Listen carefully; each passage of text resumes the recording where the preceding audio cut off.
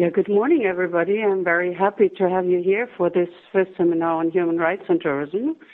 As Sean just said, I'm the Commissioner for Corporate Social Responsibility at ITB, and we take the subject very serious. I really have to say so, because I don't think that only ecotourism must be on the panel, but it's also about social issues. So we have supported the Roundtable for Human Rights since 2 years. We have signed the commitment, and since then have really promoted it, because I really believe that this multi-stakeholder initiative is a great tool to really implement human rights into tourism.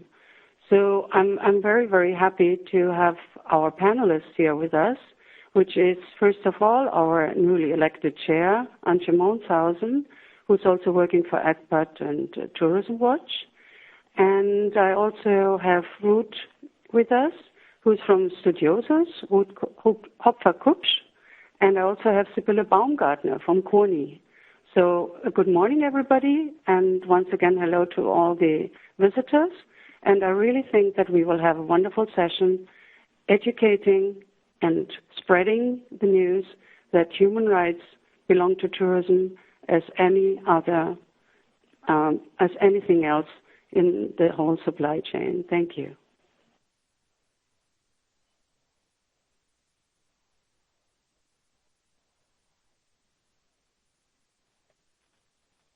Hello, good morning. My name is Antje Monshausen from Tourism Watch. I'm representing ACPAT in the Roundtable Human Rights in Tourism, and I'm very happy for this possibility today to participate in this ITB Academy, which for us as the Roundtable is a new tool, how we would like to act as a platform to invite people to share experiences and also to network. So we are very, very happy if you are using the opportunity to send us questions, comments, so that after the presentation we can really start some communication in this webinar. But also after the webinar, we are more than open to discuss further issues via email or directly personally in the context of one of the next meetings and activities that the Roundtable is doing. Today we are here to first of all introduce a little bit the work that the Roundtable is doing, and secondly, very important, to show one very specific recommendation that we developed, not only developed but also tested practically, and that we are proposing for use in the supply chain of tour operators, which is namely our recommendation for bus drivers and chauffeurs and the transportation sector in the tourism supply chain of tour operators. So I have some minutes to explain what the Roundtable is and what we are doing. Actually, human rights in tourism is not a new issue. Since the beginning, and I think we always have to reflect that tourism is people's business. So the people, the persons, they are in center of each and every tourism activity, and they are the basis for the quality and sustainability of each and every tourism activity. So from the beginning, it has to be reflected that people are affected by tourism in a positive way, but also in a negative way. What we see is that human rights risks are there in tourism, and they are occurring in the context of local tourism development.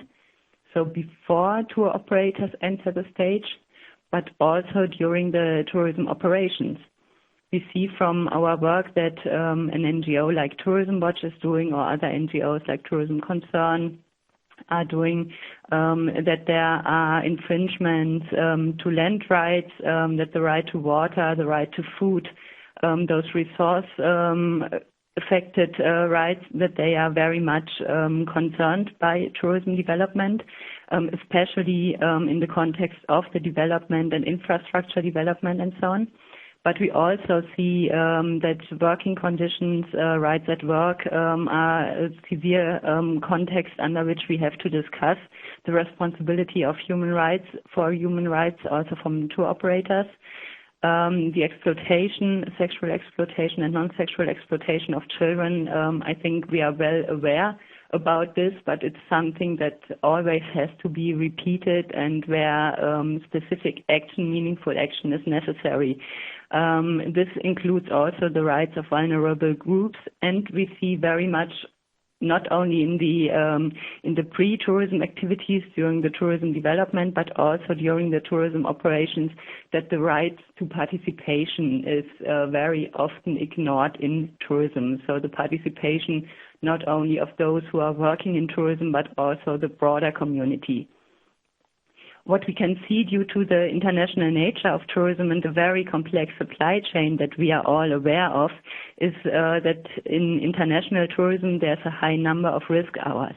Not saying that human rights violations have to take place, but there is a risk, and this risk has to be addressed. I think this is a concept that we all can understand and that we all can bring forward, that it's about assessment of risk and addressing those risks. We see that there is, in recent years, an increasing awareness of clients, the media, but also of investors. So the discussion about human rights is coming closer and is more active today than it was in earlier times. And this is one of the birthstones of the roundtable, that there's more attention on the activities of businesses and the context between business and human rights. The main step forward in this regard was the preparation and then the publishing of the UN Guiding Principles on Business and Human Rights. In 2011, that followed an intensive dialogue process before intensive discussions about the role of states for human rights, but also the role that private actors and companies have to play in respecting human rights. So the UN Guiding Principles on Business and Human Rights provide an internationally agreed reference framework that is specifying the corporate responsibility to respect human rights. What is so interesting, especially for tour operators, is that it's an internationally agreed reference framework. So it's not something very new, but it's using the human rights instruments that are already there, the different conventions from the ILO Core Convention, all this social, economic and cultural rights, as well as the public and civil rights, where it is explained very much what this means in companies' practice. We will explain a little bit later. So coming from this point and accepting and acknowledging that this responsibility to respect human rights is not only a passive responsibility, but is an obligation to invent management structures to really assess and address the risk of human rights, was coming to the point that we have seen in dialogue with tour operators that there is a demand for exchange and development of sector-specific tools. And in 2012, it started that first tour operators and NGOs, together with certifying bodies and multiplier organizations like the UN Global Compact, were sitting together and discussing what this new framework, the UN Guiding Principles on Business and Human Rights, means very, very practically for tour operators. So it was the question what due diligence, this concept of respecting human rights, means very practically. And we started, first of all, with the idea to develop a concept. So we wanted to set in motion a process of human rights responsibility. Sorry, I have to go to the next. Okay. Sorry. We wanted to set in motion a process of human rights responsibility according to the UN Guiding Principles on Business and Human Rights. And we wanted to win tour operators for compliance with human rights due diligence. A second point was that we wanted to develop an industry standard as well as a management concept on how to implement human rights responsibility and due diligence. And we wanted to recommend this standard for the tourism industry and to make it further known, because we were very aware that no one in the tourism sector wants to make any competition on human rights.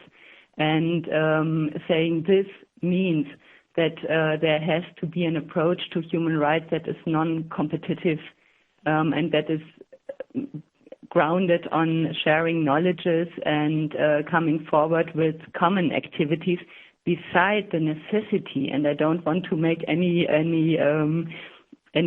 weak wording about this, the necessity of each and every company to act with due diligence, but additionally there are activities that are possible to do jointly and to come forward with joint activities. So this, the idea of implementing those human rights standards into business processes needs more information and more knowledge and more sharing of experiences. So one of the aims of the Roundtable Human Rights in Tourism was also to providing information by sharing experiences, best practice, but also bad practice, to know what works, what does not work, and also to raise awareness in public and in the media, starting to increase the dialogue with investors, with educators, students, politicians, for the role that companies can play in respecting human rights in tourism. First steps, as I said, was an initiative meeting, and then we had 2 conferences in the last year. And beside those, in the last 2 years, conferences where also relevant stakeholders from tourism business in Germany, Austria, and Switzerland were invited. And also very recently, last week, 2 weeks ago, we started to deepen the dialogue with other international tourism associations, namely the British Tour Operators Association, as well as the Dutch Tour Operators Association. And we are very, very open to go forward in this dialogue and to explain more concretely what human rights due diligence means and where the responsibilities of the different actors is lying.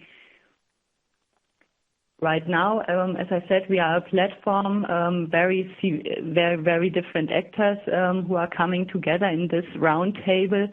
We are consisting of actually 12 business-related players, which can be tour operators of various size. So our biggest member is for sure Kuoni, and Sibylle Baumgartner is with us today. And one of our smallest tour operators who is member of the roundtable has 8 employees. So you see the very diverse range of tour operators, not only by size, but also by the tourism, by the product that they are offering. So it's not a question about products, it's a question of management structures that are there in place. And for sure, each and every tour operator can have a very different approach on how to implement human rights very practically in their activities in their company. But there is a concept around that I would like to highlight a little bit more here in this small session that we are having. To come back to the UN Guiding Principles on Business and Human Rights, it consists mainly of 3 pillars. So we have in the first pillar the state duty to protect human rights. So it's still the primary responsibility and duty bearer is still the state. But the strength of the UN Guiding Principles is that this state duty is balanced by a corporate responsibility to respect. So it's not only the state, but also business actors who have to play a role for bringing human rights to attention and for respecting human rights mainly. And there's a third pillar, which is very important, which is the access to remedy, which is a common responsibility of states, but also of non-state actors, that there's access to remedy and to judicial and non-judicial means for compensation and sanctioning of human rights violations. As I said, the implementation diverses from actor to actor, and we have 2 operators today with us who can explain a little bit more in a very concrete and specific way how they are doing it. But in general, the human rights management framework, what we are calling due diligence, what is called due diligence in the UN Guiding Principles on Business and Human Rights, consists mainly of 5 steps, and we are not using a circle for this, but this puzzle picture, because all of those steps are highly integral, and each activity belongs to another activity, and there should be a strong connection between the different steps. The first thing is that there has to be a strategy on human rights. So the company has to develop a corporate policy on human rights. This does not necessarily mean that there has to be a human rights department, but it means that there is a strategy in place and that there is an assessment where in the management of the specific tour operator the responsibility for human rights is located. So this could be in the sustainability management, it could be at the risk management, it could be at very different places, and all those management management structures are interlinked, but it proves very specifically that there needs to be a senior level commitment on human rights that should be publicly spoken out and given information to the customers, to the broader public. The commitment that we recommend is this commitment on human rights in tourism that you are seeing here, that is explaining the due diligence process in tourism, which I'm right now showing in this puzzle picture. So after having developed this corporate policy on human rights, the next step would be to assess the impact of business activities on human rights. This means to identify the risks, the general risk on human rights in the specific destination, but also the assessment of the impact of the own activities of a tour operator or of a tourism business. And it means last but really not least, the dialogue with the stakeholders and having a very broad understanding of stakeholders that goes further than only looking at the direct stakeholders inside the business or the very close stakeholders, being it clients or the staff of suppliers, but also go further and see NGOs, see local communities that are also stakeholders that has to be consulted and where a constant dialogue should take place. A third step, which is closely related to the survey issue, is the integration of human rights into corporate culture and management. This means that the staff has to be trained, that the suppliers have to be informed about the human rights strategies, that in the context of contracting, the issue of human rights is mentioned very, very clearly, and that there is, for example, a supplier code of conduct in place that is addressing this, and we will explain this very practically a little bit later. And as I said, the access to remedy, to facilitate complaints, which always means to facilitate dialogue and improve the situation for affected people and persons, so that people feel trust and have access to a system to start dialogue with the tour operator in this specific point, and to improve the situation. And this is closely related to the reporting and review process, so that all risk assessment, all knowledge about human rights are going to a central body and are reflected in the follow-up and in the improvement of the own human rights strategy. So having said this on a very broad basis, I'm very, very happy that today we have the possibility to go further and to go more into detail what this very specifically means. Before I'm handing over to Sibylle Baumgartner, I just wanted to make you aware that we developed an implementation guideline with more practical advice and also very practical experiences from members of the Roundtable Human Rights in Tourism, which can be downloaded on our homepage, which you will see on the last slide. It's humanrightsin tourism.net. please visit this, and you can download the implementation guide, which is available in English and in German. And we also developed an online training that until now, unfortunately, is only available in German.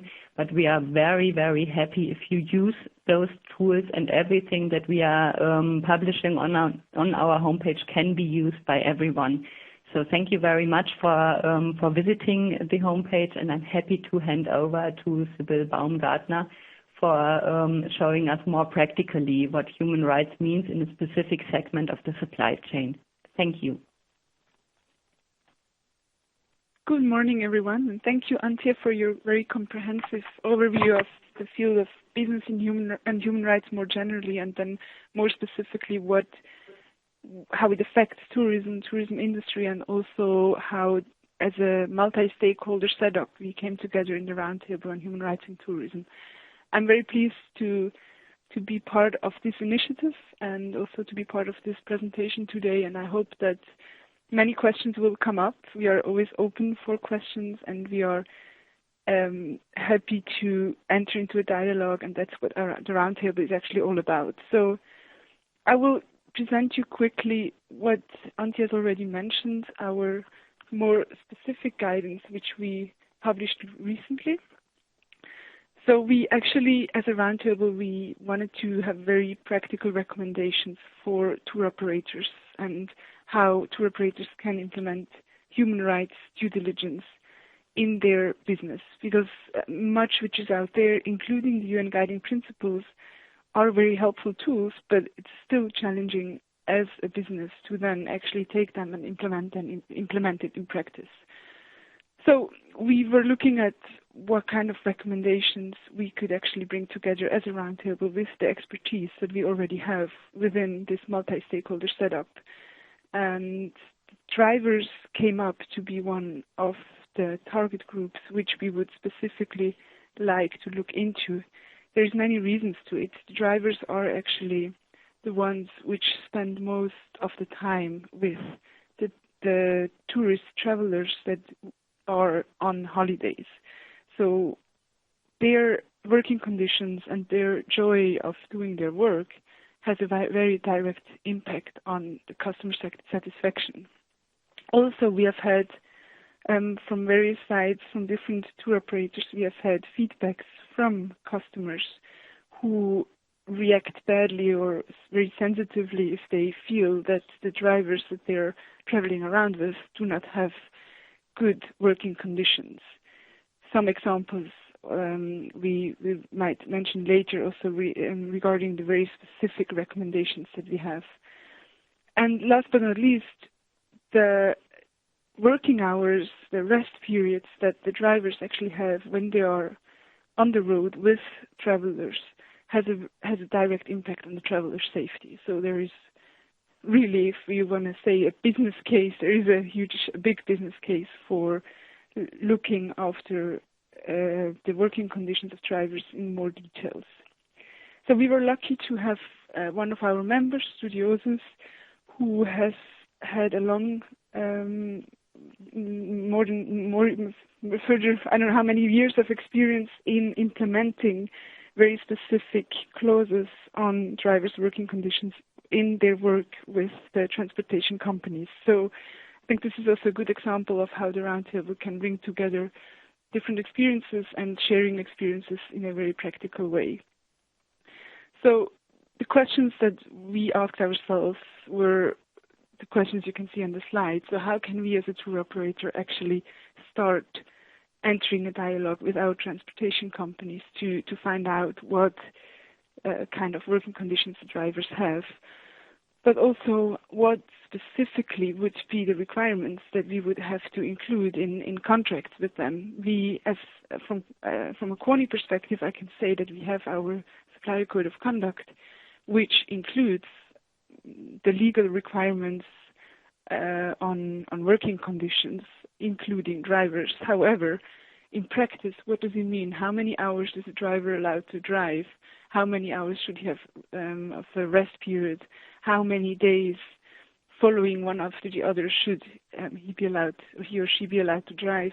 So all these very practical questions we couldn't address in a supplier code of conduct, which is being signed not only by transportation companies, but also by hotels and by other suppliers. So the recommendation that we developed here is going into more details, very specifically on what would be the required minimal recommendations that we would have as a roundtable towards drivers' working conditions. We will also address certain challenges that we face when implementing these minimal requirements, because we are very aware most of us have global operations. We are in many different contexts around the world. The local situation of the drivers is very different in specific countries. Just from my experience, one example, working in Kenya, for example, most of the drivers are at the same time the tour guides.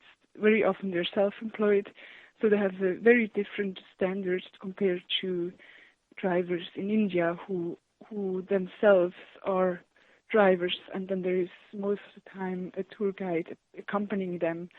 They are most of the time employed by a transportation company rather than being self-employed, so they are also more vulnerable to potential exploitation. But that's just an example of how the local context can be different and has to be considered also when implementing such recommendations.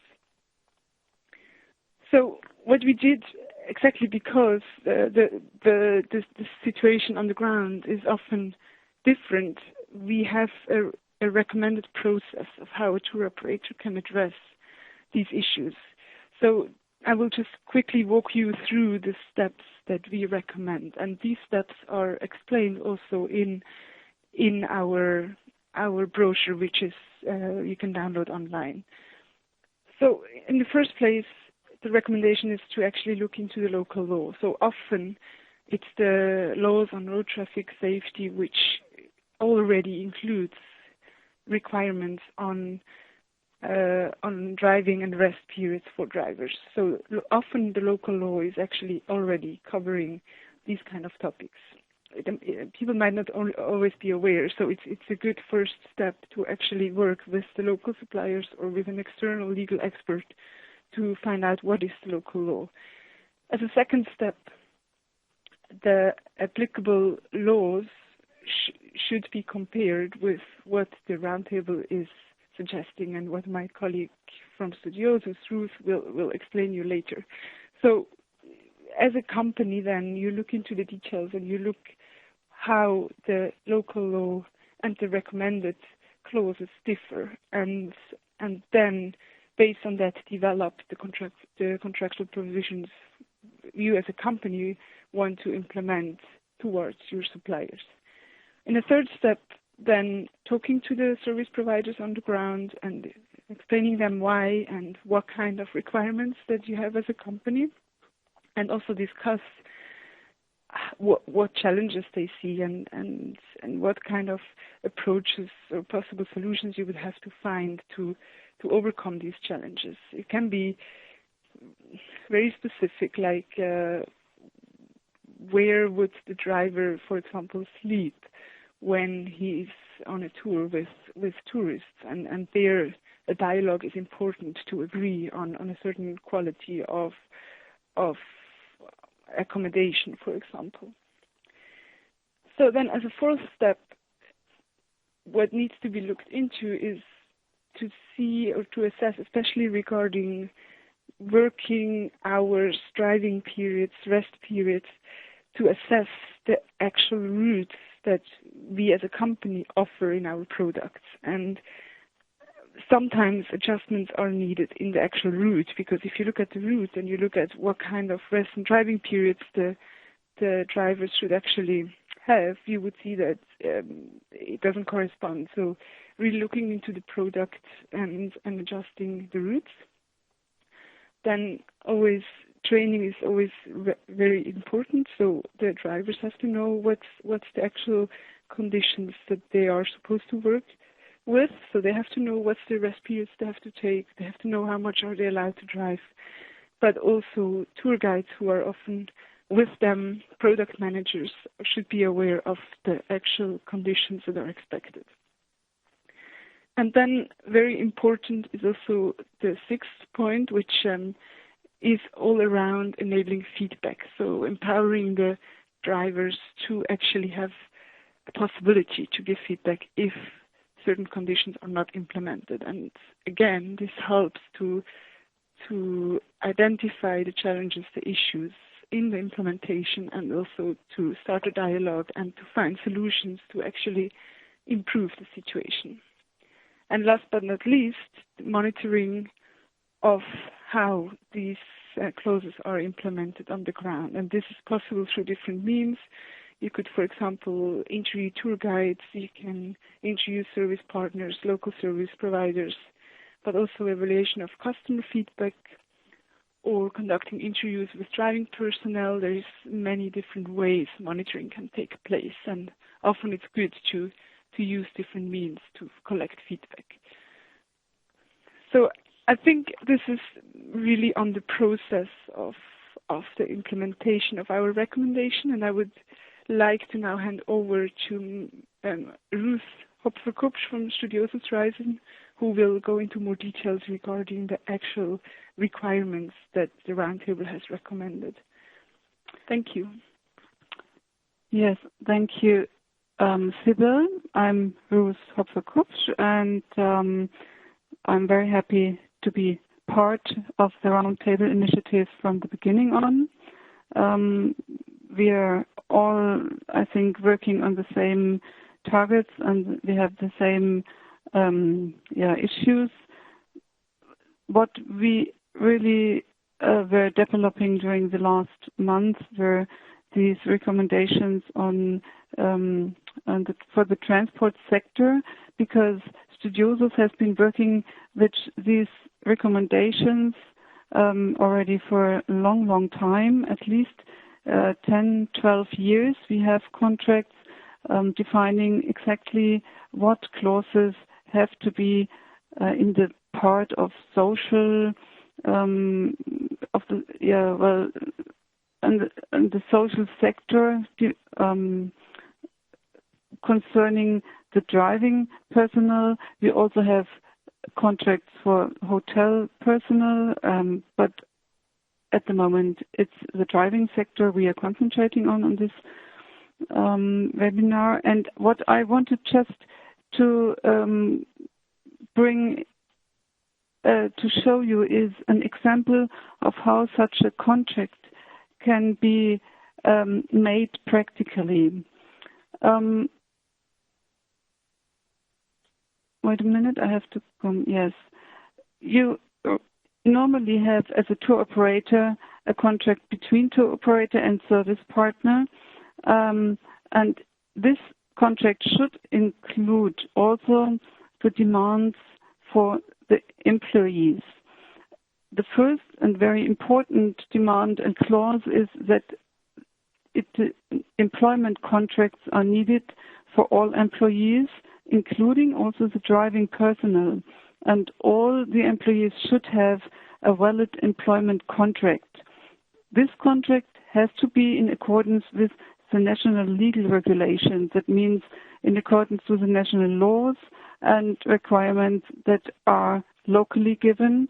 And but then you have to see how much these regulations are demanding and how much you can give more advice to build up this a contract for the driving personnel, or to give supplements for this contract. Whenever possible, that should be a written contract for the personnel and not a contract by word of mouth. That can be possible in some countries, but a written contract gives security to the employees. The next very important clause that should be integrated in a contract are the regulations for driving and rest periods for the drivers. We have these regulations in all our transport contracts, and the base are the EU regulations for driving and rest periods for driving personnel. That's an EU number 561 from 2006, and there was an update on 2009, and also there are the RETR agreements. That means the European Agreement concerning the work of crews of vehicles engaged in international road transport. These are the base of these driving and rest periods we are also recommending in our paper, in our roundtable paper, and they are a very helpful base, giving your partners in the different countries a direction, and also giving security, not also for you as a tour operator, but also for the personnel, for your partners, and for the clients. These regulations and these clauses should be carried out strictly in compliance with the national law. And these regulations give exactly the hours, how long a driver is allowed to drive, how long the rest periods should be, how many days they are allowed to work, and after these days, for example, in the EU countries, these are 6 days they are allowed to work without a break, and then they have to take one 24-hour break, and then they can continue for some more days. In non-EU countries, drivers are allowed to work for 12 days without a break, and then they have to take at least a 46 hours break, and then they can continue. That's one of the examples. These regulations give also in a contract a clear structure and give also security for your service partners. We have the experience that, for example, in South America or in other countries, there are regulations by law, but they are not taken together into some kind of a contract or on a list. So it gives the service providers and our service partners in these countries, in all countries, really some kind of a good feeling and some security as they have a written contract where all these regulations are put together. The next and very important clause is that you have to mention in a contract the adequate remuneration, and that the remuneration should be based on the current national or on a local tariff system, but it should meet the living wages of the countries. And there it has to be found out what is the living wage in the country, and then there should be mentioned that it is really important that an adequate remuneration gives economic security for the personnel and also for the drivers, and otherwise they would try to get more tips, to get more provisions, and this would be not very much satisfying also for the clients if they have to visit a lot of shops and they feel under pressure. So an adequate remuneration is very important. Still, employers pay just a minimum wage and do not meet the living wage in the different countries, and the drivers are really dependent on tips and provisions. But tips are a voluntary contribution by clients, sometimes also a tip from the tour operator in case, it depends on the regulation you have in your own business, but tips may not be credited against the amount of the salary. This is really important. Also, and I think that goes without great saying, accident and health insurance coverage should be mentioned in a contract, that all drivers, and also in the countries where bus assistants are driving with the drivers or working with the drivers, have to be insured. within the regulations, but accident and health insurance are really very important. In case there happens something, drivers have to have security, and this is also very important for the tour operators that they can go back on these insurances.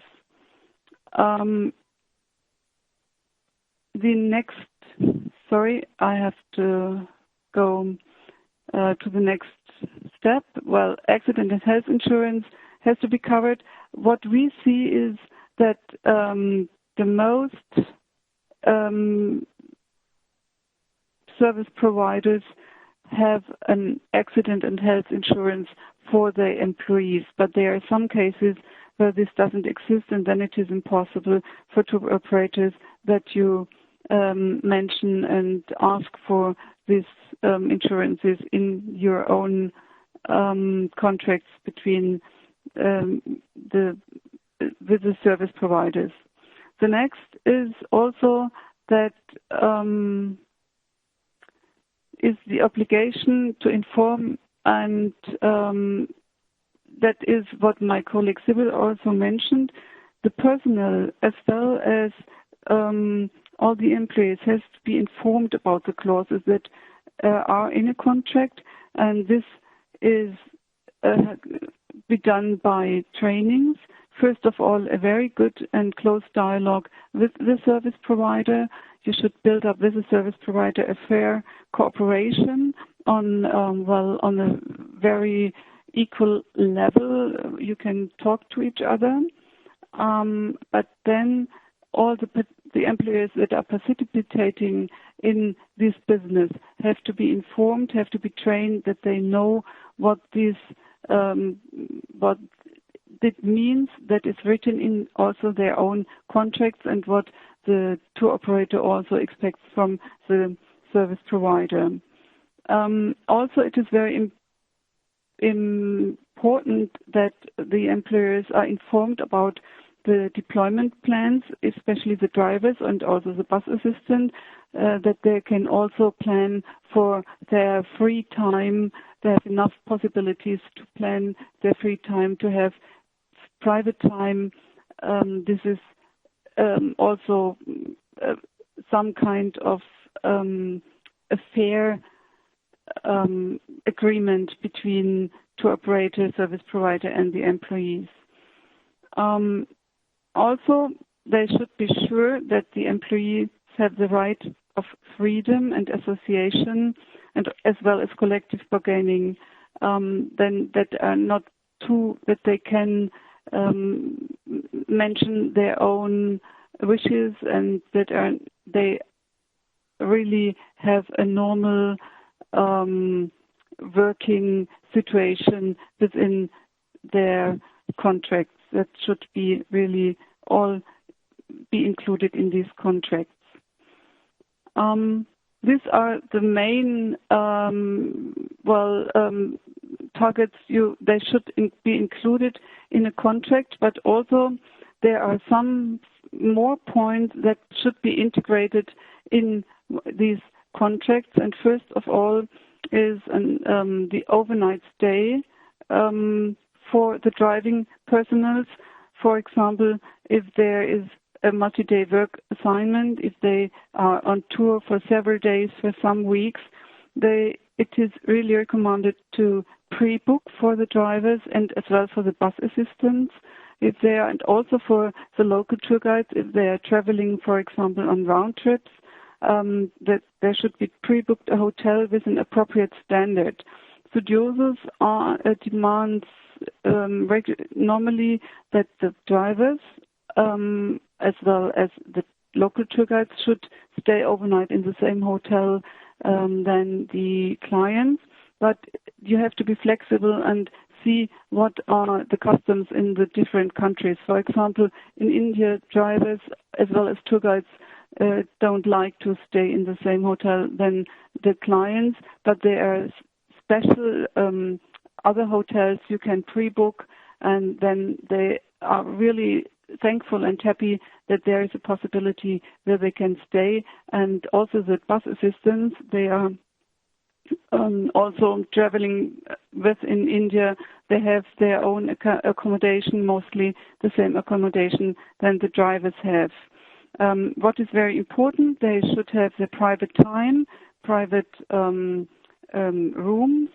In India, for example, the drivers prefer to be not alone in a room, but at least 3 or 5 persons should be in one room.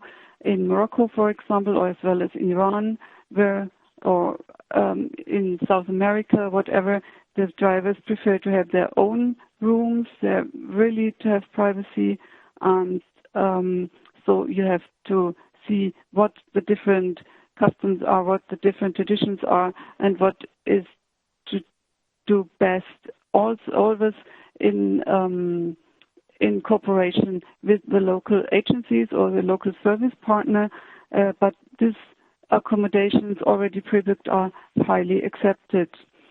They are not allowed in our contracts, and this is also recommended, to spend the night in the bus or in a tent beside the bus or in other vehicles.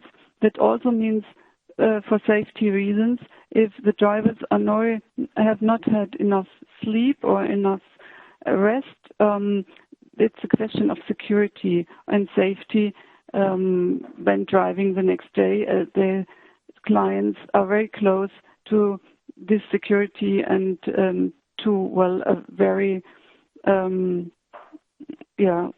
very dependent on the bus drivers. What we also do is in some countries, in coordination with other agreements, that the bus drivers and also the bus assistants receive meals allowance for the time of their work assignment. There are some countries where the bus drivers indeed do not get free meals during the tours. In most countries, this is normal, that they get the free meals in the restaurants, on gas stations, and in cafes, wherever they stop with clients. But there are some countries this is not regular, so they get a certain supplement for meals that they don't have to pay from their own salary. The next step is also that we include an anti-corruption clause. Illegal payments, monetary gifts, and rewards are not accepted. Or, for example, an extra payment, or when manipulating the trip recorder, that they work more hours than it is allowed, also because of safety reasons. So we demand that in case of concrete suspicion of corruption, this has to be reported immediately. Also, we offer a mail address that can be used by employees all over the world, also by drivers, in case they have problems and they want to show or to indicate that these problems can't be accepted and difficulties can't be accepted, and they should be solved. The next, what we are trying to integrate in our contracts is sometimes there are questions that are not always very easy to realize, and there is sometimes a gap between law and reality. And we try to solve them by direct dialogue with the service providers, if possible, sometimes also with the affected persons. And we just in our paper we just point out two targets that are two issues that are very sensitive. These are the balance between minimum wage and living wage. There you can read about that it is really a question of dialogue and also discussions to find out the necessary remuneration and the right remuneration that should be paid for the personnel and to establish also the adequate remuneration. There, sometimes it is helpful to cooperate or inform by trade unions in this process to find the right way to build up the right clauses in a contract. The next point that is sensitive is a dilemma about the bus assistants. There are not very many countries where bus assistants are driving with the driver, and in these countries this issue is very differently handled. As I already mentioned, it is not easy in India. Sometimes these bus assistants are very dependent on the drivers. In other countries, they are legally employed by the service provider, for example, Iran, but also in Morocco, it is common that the bus assistants see that as a first step in their education to become a later bus driver.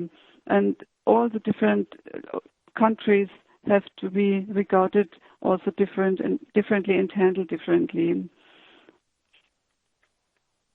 You see, there are quite a lot of challenges we are facing with this implementation and requirements for transport, for the transport sector. The recommended clauses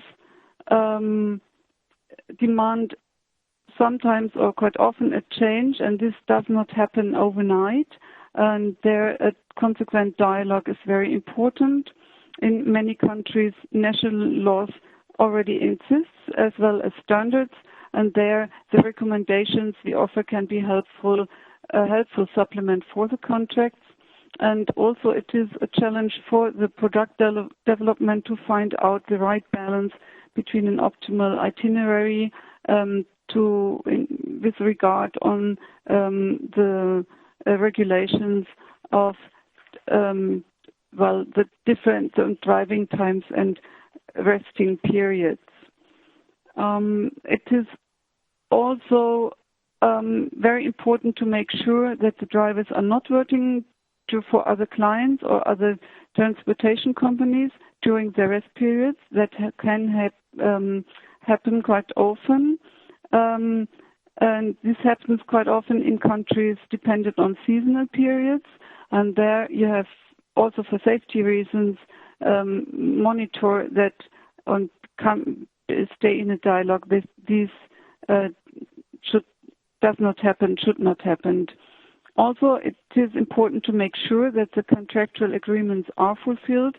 That means that a monitoring system has to be developed. This is a very large challenge, and everyone should see and should find its own monitoring system. Otherwise, any contract is worthless if it is not fulfilled. And what are the outputs of the paper or these learnings we got when writing this paper, and also in the practice in general? What we see is that these contract clauses were very much welcomed by service providers, and often they appreciate very much that this topic is finally taken up by the tour operators.